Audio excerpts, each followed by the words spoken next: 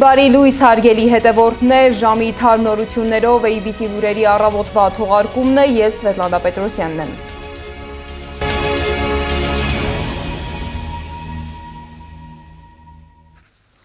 Շվեցարական Դավոսում, որտեղ աշխարհը տնտեսական քաղաքականության փոփոխման նոր ուղիներ է որոնում եւ փորձում հասնել խաղաղության, տեսախցիկները ֆիքսել են Նիկոլ Փաշինյանի եւ Իլհամ Ալիևի ոտքի վրա կարճատև շփումը։ Թե ինչ են խոսել խաղաղության ֆորումին մասնակցելու հրավերը առաջինը ընդունած ղեկավարները ձեռսեղման ընթացքում, պարզ չէ։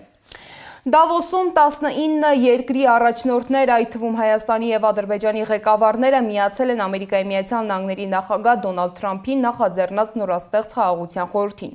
Ամերիկյան նախագահը, որը Փաշինյանին եւ Ալիևին եղբայրներ է հռչակել, ավելի վաղ հայտարարել է, որ խորհրդի մշտական անդամության համար պետք է վճարեն մոտ $1 միլիարդ։ Թրամփի նախաձեռնությանը միացել են ոչ բոլորը։ Վաշինգտոնի նատոական դաշնակից Ֆրանսիան մերժել է առաջարկը, նշելով, որ նոր կառույցը մրցագորգ է հրավիրել ՄԱԿ-ին։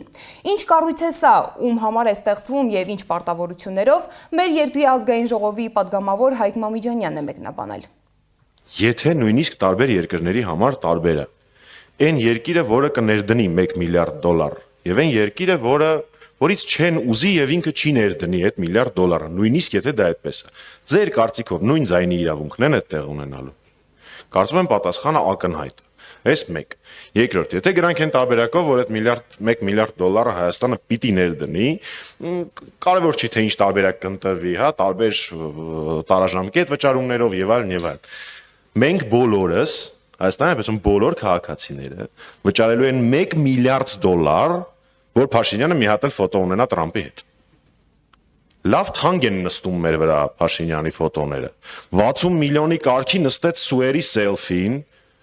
Այդ ինքնաթիռները մի վայրկյան չեն օգտագործվել Հայաստանի Հանրապետության ինքնիշխանության, պաշտպանության, մեր սահմանների, տարածքային ամբողջականության համար։ Միակ օգուտը այդ Սուերի եղել է սելֆին։ Ինչի, որտեվ մարտագլխիկ չկա։ Ինչ ասում եք, սումվատ ինքնաթիռ, այսօր մարտագլխիկ չկա։ Մեր հարցմանը պատասխան չենք ստացել, փոխարենը Հայաստանի արտաքին գործերի նախարարությունը հրապարակավ շտապեց հանգստացնել հայ հանրությանը, վստահեցնելով, որ Երևանը խորհրդին միացել է առանց անդամավճարի։ Այդ դեպքում ինչ են վճարելու կամ վճարել եւ ընդհանրապես ինչ է տալիս այս անդամակցությունը Հայաստանին, դեռ պարզ չէ։ Խաղաղության խորհրդի կանոնադրությունը ստորագրելուց հետո Թրամփը հանդիպել է Ադրբեջանի նախագահին։ Ալիևը կարևոր է համարել իր իսկ խոսքով Զանգեզուրի միջանցքը եւ թրիփ նախագիծը, հայտարարելով, թե դրանք նպաստում են տարածաշրջանային փոխկապակցվածությանը։ Ադրբեջանի ղեկավարը պնդել է, որ տարածաշրջանում խաղաղություն է հաստատվել, հիշեցնելով իր երկրի եւ Հայաստանի միջև տնտեսական կապերը։ Իդեպ Հայաստան խմբակցության падգամավոր Քրիստինե Վարդանյանը հետաքրքիր մեկնաբանություն է տվել թրիփ նախագծի մասին։ Պարզվում է ԱՄՆ-ն բարձրաստիճան պետական մակարդակով բանակցում է ադրբեջանական պետական գործակալությունների հետ, որպիսի վերջիններս ներդրումներ ունենան ԱՄՆ այն մասնավոր ընկերություններում, որոնք տարբեր գործունեություն, շինարարություն կամ այլ տեսակ գործունեություն են իրականացնելու ՀՀ Սյունիքի մարզում թրիփի շրջանակներում։ Որտեղից ենք մենք սա իմանում։ Սա մենք իմանում ենք պաշտոնական հաղորդագրություններից, որը տարածվել է այն բանից հետո, երբ ԱՄՆ բարձրաստիճան պաշտոնյան, ԱՄՆ առևտրի եւ զարգացման գործակալության տարածաշրջանային տնօրենը այցելել է Բաքու եւ դրանից հետո այդ այցերի հանրագումարում տարածվել են հաղորդագրությունները, որտեղ նշվում է, որ այդ պատվիրակությունը եւ անձամբ ղեկավարը այցելել է Բաքու, որպեսզի բանակցի պետական գործակալությունների հետ, որպեսզի վերջիններս ներդրում ունենան ամերիկյան մասնավոր ընկերություններում, որոնք հետո պիտի թրիփի շրջանակներում Հայաստանում գործունեություն ծավալեն։ Ինչ է սա նշանակում պարզ լեզվով։ Սա նշանակում է, որ այն ընկերությունները, որոնք Հայաստանում, Սյունիքում իրականացնելու են շինարարություն, այլ տեսակի գործունեություն, ամենևին կարող են ամերիկյան չլինել, այլ նրանց կապիտալի մեծ մասը, ի վերջո որոշումների կայացումը կարող է իրականանալ Ադրբեջանում ու Բաքվում, քանի որ ներդրումների մասին են բանակցվում։ Շարունակենք Դավոսյան հանդիպումները։ Նախագահ Թրամփը լավ է բնութագրել Ուկրաինայի նախագահ Վլադիմիր Զելենսկիի հետ հանդիպումը, որը տևել է ավելի քան 1 ժամ եւ նոր սպասումներ ձևավորել ռուս-ուկրաինական պատերազմի հնարավոր ավարտի շուրջ։ Զելենսկին ավելի վաղ հայտարարել է, որ Դավոս չի գնա, եթե չլինի Թրամփին հանդիպելու եւ Ուկրաինայի վերակառուցման ծրագիրը ստորագրելու էական երաշխիքը։ Սեղանին փաստաթուղթ կար, թե ոչ, պարզ չէ։ Ուկրաինայի շուրջ բանակցությունները սակայն դուրս են Դավոսյան շրջագծից։ Կրեմլի ղեկավարի հետ հանդիպելու համար ԱՄՆ նախագահի հատուկ բանագնաց Սթիվ Ուիթկոֆը եւ Թրամփի փեսա Ջարեդ Քուշները մեկնել են Մոսկվա։ Նրանք արդեն հանդիպել են, հանդիպման մանրամասները դեռ չի հրապարակվել։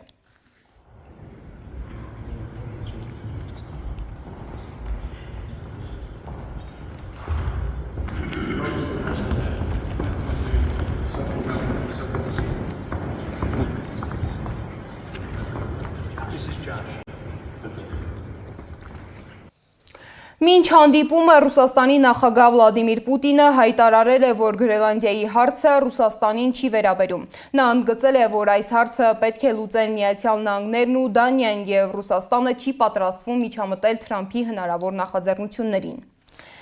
Թուրքիայի նախագահ Ռեջեփ Թայիփ Էրդողանն ու Իրանի նախագահ Մասուդ Փեզեշքյանը զրուցել են հեռախոսով։ Զրույցի ընթացքում քննարկել են երկկողմ հարաբերությունները եւ տարածաշրջանային խնդիրները։ Էրդողանը ընդգծել է, որ Թուրքիան ուշադիր հետևում է Իրանում ընթացող զարգացումներին, կարևորում է երկրի կայունությունը, դեմ է ցանկացած արտաքին միջամտության։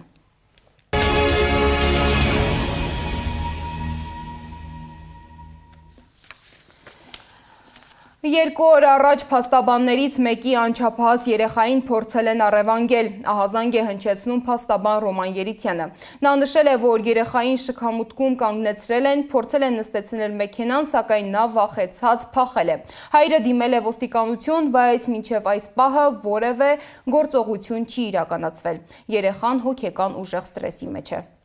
Մեր փաստաբան գործընկերներից մեկի անչափահաս որդին իր բնակության վայրից դուրս է եկել եւ երբ որ պատրաստում էր ներկայանալ արտադպրոցական պարապմունքների շենքի շքամուտի մոտ նրան մոտեցել է մի տրանսպորտային միջոց եւ այդ տրանսպորտային միջոցի վարորդը պլաշով սև դուրս է եկել եւ փորձել է երեխային համոզելով նստեցնել ավտոմեքենա, նշելով որ երեխայի մայրը այդ ամենի մասին տեղյակ է, նրանք կգնան, քաղցրավենիքներ կգնեն, խաղալիքներ կգնեն եւ հետո կճանապարհվեն գեղեցիկ ու լավ օր անցկացնելու համար։ Երեխային այդ տեղի ունեցած այդ երևույթը շատ զարմանալի է թվացել եւ հասկանալով ամեն ինչ նա դիմել է փախուստի, իսկ տրանսպորտային միջոցի վարորդը իր հետևից։ Ինչևէ, երեխային հաջողվել է դիմել փախուստի եւ այդ ընթացքում ահազանգել հորը ու պատմել կատարվածի մասին, հայրը միանգամից ներկայացել է ոստիկանության բաժին, տեղի ունեցածի մասին պատմել եւ արդեն գնացել երեխայի մոտ, երեխան գտնում է շատ հոգեկան հուզված եւ խիստ լարված վիճակում։ Հիմա այս ամենի մասին տարածելու նպատակը ոչ միայն զգույշ լինելն է, այլ նաև ոստիկանության աշխատակիցների աշխատանքը քննադատելը, որովհետև մինչև հիմա ոստիկանությունը որևէ գործողություն չի ձեռնարկել, արդեն այսօր երկրորդ օրն է եւ ոստիկանությունը մեր փաստաբան գործընկերոջը պարզաբանում է, որ տեղամասային տեսուչը փորձում է այդ հարցով զբաղվել։ Նորք-Մարար սրտաբանական կենտրոնում սրտի բաց վիրահատության է ենթարկվել գերությունից վերադարձած Վագիվ Խաչատրյանը։ Խաչատրյանի վիրահատությունը հաջողությամբ է անցել առանց բարդությունների։ Առողջապահության նախարարը նշել է, որ վիճակը կայուն է։ Երեք նորից դատարանում են եղել Բագրատ Սրբազանն ու նրա աջակիցները։ Այս գործը ծայրից ծայր փնթի է։ Մեղադրանքի ապացույցները լսելուց հետո դատարանում հայտարարել է Բագրատ Սրբազանը։ Նրա պնդմամբ 35 հատորանոց քրեական գործում ապացուցողական բազա գոյություն չունի։ Վերցրեք, համեմատեք մի գործ, մի դրվագ արդեն պարզ է դարձնում ամբողջ պատկերը ինչի մասին։ Երրորդ Մեղադրող կողմը ասում է, որ ուրեմն ընդդիմադիր հավաքների վերաբերյալ ինչ-որ մեկին մեր ժողովրդից հարգելի վկա, որպես վկայակոչում է, որն ասել է, որ ընդդիմադիր հավաքներ են կազմակերպում սաննա, դրա համար վկայի կարիք չկա, պատվարժան դատարան, մարդուն էլ չարչարելու, դրանք բոլորը էկրանի վրա են, այո, քանի այս իշխանությունը գոյություն ունի, եւ իմ բերանի մեջ շունչ կա, սիրտս էլ տրոփում է, ես ընդդիմադիր չեմ լինելու, Ես պայքարելու եմ, որ ազատագրվի իմ երկիրը։ Ու վերջ, որովհետև այդ ազատագրությունը նաև ձեր ազատագրությունն է։ Ամբողջությամբ սա մարմնավոր ազատագրություն չի միայն, հոգևոր ազատագրությունը, այս քաղցկեղը, որ մեր կյանքի մեջ է բոլոր բջիջներով, մտած տնտեսության մեջ, դատական համակարգի մեջ, քաղաքական երկիրը վաճառելու, Արցախը հանձնած մարդկանց այսքան զոհերով, հիմա դրանում ինչ գաղտնիք կա, որ մի հատ էլ վկա պիտի բերեք։ Եվ վերջում եղանակի մասին։ Այսօր հանրապետությունում սպասվում է ձյուն, լեռնային շրջաններում բուք, Երևանում նույնպես ձյուն կգա։ Մայրաքաղաքում ջերմաստիճանը ցերեկը կլինի 1-ից 3, գիշերը 4-ից 6 աստիճան ցուրտ։